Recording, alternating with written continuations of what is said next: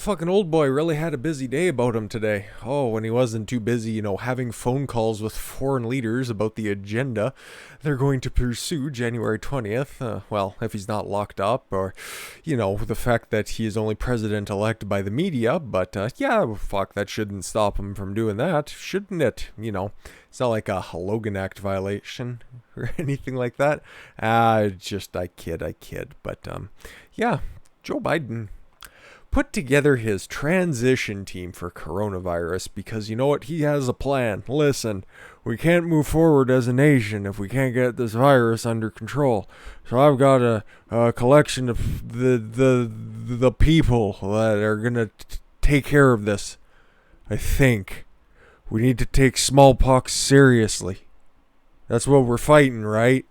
Look, come on, man. Anyways, enough Bidenisms.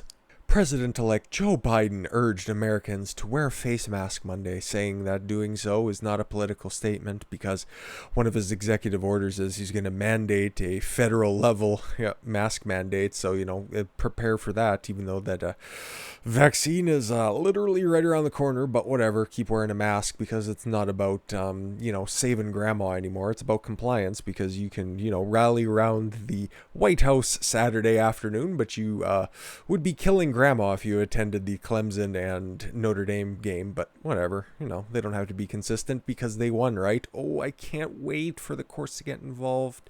And the best way to save lives before the coronavirus vaccine is widely available. Again, okay, you just see that little disclaimer, widely available. Okay, it's going to be available probably before the end of the year, I would imagine, the vaccine. And widely available. And those mask mandates are going to be in place for as long as you could imagine. And as soon as anything like this, God forbid we have to go through another fucking pandemic like we just had, the immediate thing is just going to be put on a fucking mask, right? Exactly. It doesn't even matter what we know about it. It's just going to be slap on that mask. So if you bought a bunch of those stupid masks out there and you got a bunch of reusable ones, make sure you wash them in literally boiling hot water. Otherwise, they're not terribly effective. And just stock up if Biden somehow manages to rig himself in there. Anyways.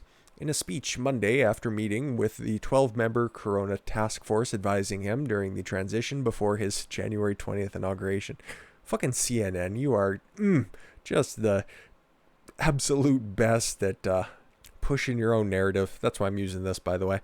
Biden implored Americans to stop the politicization of basic public health precautions like mask wearing and social distancing.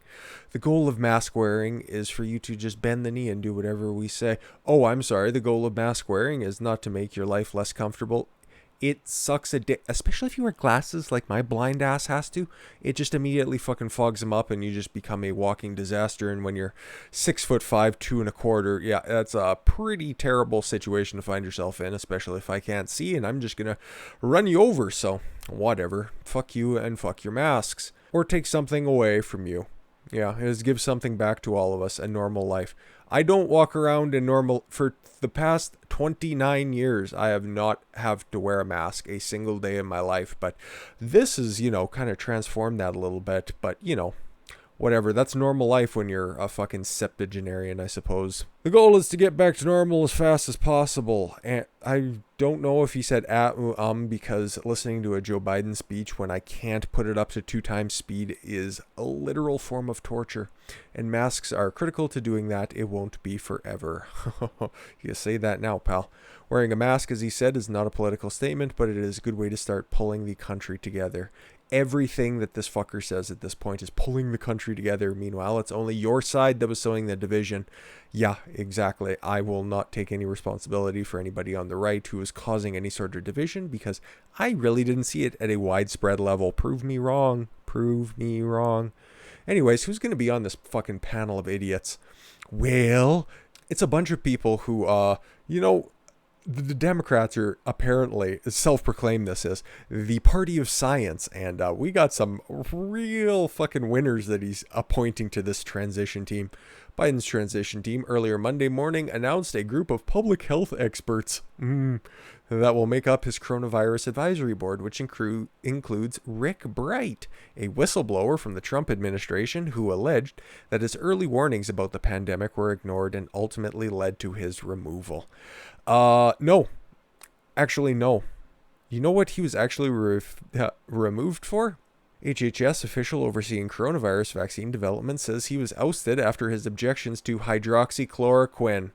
Well, take a look at that. In a scathing letter, the former director of the federal agency overseeing the development of the coronavirus vaccine claims he was removed from his post following clashes with the President Trump's administrations, by the way, over their pushing of unproven and potentially dangerous coronavirus treatments. Specifically, the contrary to misguided directives, I limited the broad use of chloroquine and hydroxychloroquine promoted by the administration as a panacea, which is just asshole talk for being a cure-all, but which clearly lacks scientific merit. Well, I did that for you there, Dr. Rick. Hydroxychloroquine, azithromycin, and zinc. Very, very highfalutin $10 words, if I may be so bold. We have received hundreds of calls about prescription treatments for COVID-19 cases. Hydroxychloroquine has been subject to most of those calls. And as you guys remember, Breitbart had a live stream and it was summarily taken down by YouTube, Facebook, and every other one of those media cathedral type outlets. And using all three of those together really lessens the symptoms.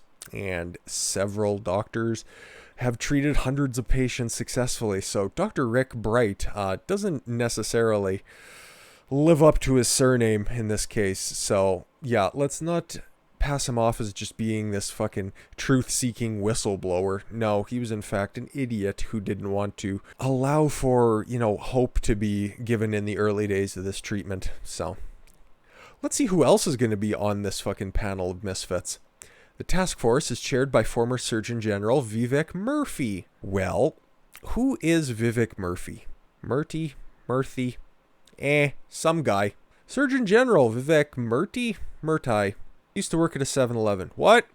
Was just dismissed from his post as top doctor. He's a strong supporter of gun control and Obamacare. What does that have to do with being Surgeon General? Yeah, it's almost like he's over-politicizing his position. Surgeon General shouldn't be doing anything when it comes to fucking gun control and the abortion that is Obamacare.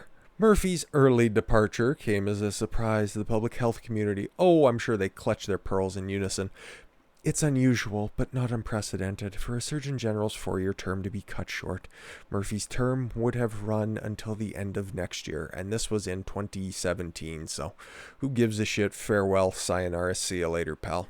The Surgeon General's office is in charge of the U.S. Public Health Service Commission Corps, making sure that PPE supply was bone fucking dry by the time that he left, but thanks for that, pal. He co-founded Doctors for America in May 2009, around the time the fight the Affordable Care Act was heating up, so you can blame him for that stupid mandate. You can blame him for not being able to keep your private insurance. And the fact that he is just a gun grabber on top of that really sets him up nicely to work alongside such other public health advocates and dental enthusiasts like Beto O'Rourke, who, hell yeah, the man with the wettest voice in all of fucking politics. Hell yes, we're gonna take your AR-14. I don't even know what the fuck I'm talking about, but let me hit this kickflip, guys. I'm so fucking cool. I'm fucking fruit. Former Food and Drug Administration Commissioner David Kessler, who actually seems like a guy who's on the up and up. I couldn't find any dirt on him, and because I did all that time researching, I'll at least fucking include his biography in here. As FDA Commissioner, Kessler oversaw the agency's implementation of the Nutritioning Label and Education Act, which requires mandatory nutritioning facts on packaged foods. Now, as much as that's kind of a fucking inconvenience for food producers and weird to call, processed food people manufacturers, but that's kind of how I consider them, considering I am a certified personal trainer, by the way. Never forget that. I am very, very interested in the world of nutrition as well. given my background. So the fact that those labels are on there and they need to be accurate is in fact a boon and definitely important to the health of the nation. And yeah, with it being around the world, I can't really fault this guy. So hey, you know what, old broken clock Joe was right on this one. Let's see if he can actually go get on a run here. Yale University's Dr. Marcella Nunez Smith. Oh, so close. Because this next one here, Dr. Luciano Borio. Oh, not a good pick whatsoever, guys. Because she was very much against a controversial drug at the time, something that didn't exactly have FDA approval, but yeah, has gone on to be a very effective treatment for muscular dystrophy, special type Duchenne muscular dystrophy, which affects children. So yeah, anything to make a kid's life who's going through a catastrophic disease like that a little bit easier. Yeah, you should probably look at certifying that, but yeah, Luciano here had a fucking hot take about it. The FDA should never mislead patients by granting even accelerated approval to products that are not shown to offer the prospect of meaningful benefit to patients under the appropriate regulatory and scientific standard. Dr. Luciano Borio, Acting Deputy Chief Scientist at the FDA. Well, I wonder why that credential wasn't listed for her there. Well, because that was a terrible take. Because I've got the research here, and it's shown to be quite effective for this rather obscure version of muscular dystrophy. But yeah, just because they weren't necessarily hot on streamlining the process in order to get it regulated by the FDA didn't mean that it was any less effective. So projects like Operation Warp Speed, which kind of fast-tracked the COVID-19 vaccine, yeah, this idiot wouldn't necessarily be behind that because she wants to dot all of her I's and cross all of her T's. And that's what you're going to get. You're going to get this return to normalcy under Joe Biden. So all of your great-great-grandparents who voted for Joe, just give them a little bit of hell for this one, by the way. And last but not least, guys, we have one name that really sticks out here. Dr. Zeke Emanuel, one of the architects of the Affordable Care Act and an ex-Obama health advisor. You can already chalk him up for failure because he worked on the Affordable Care Act, but here is this motherfucker's hot take. This is the panel van enthusiast in question. Why I hope to die at 75. That's how long I want to live. 75 years. This preference drives my daughters crazy. It drives my brothers crazy. My loving friends think I am crazy. They think that I can't mean what I say, that I haven't thought clearly about this because there is so much in the world to see and do to convince me of my errors. They enumerated the myriad people I know who are over the age of 75 and doing quite well. They're certain as I get closer to 75, I will push the desired age back to 80, then 85, maybe even 90. I am sure of my position. Doubtless death is a loss. It deprives us of our experiences and milestones, of time spent with the spouse and children. In short, it deprives us all of things we value. Now, he goes on to fucking rationalize with his smooth-brained ideology here that life just isn't going to get better after 75. And well, in some cases, it's not necessarily one that I would disagree with. But yeah, this fucking retard is going to be in charge of a disease that has, well, let's just go back to the numbers. The only people who really need to be worried about this are people who are 75 and older. People he doesn't really care about, evidenced by the fact that he wants to die at 75.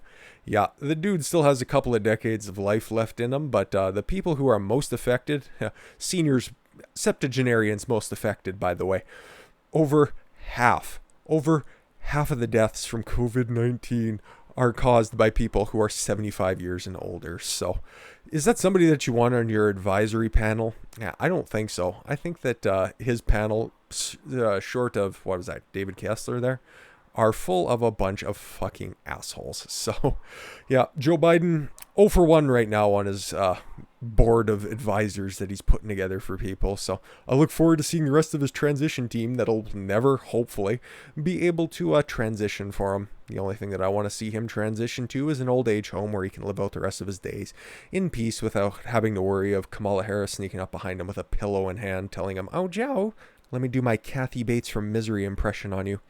Anyways, guys, yeah, hopefully you got a little heads up as to the potential policy advisors Joe Biden would love to put together for you. So I thank you all very much for the gift of your time. I've been Don Consuelo. I want you guys to follow your gut and get after it. Take care, everyone.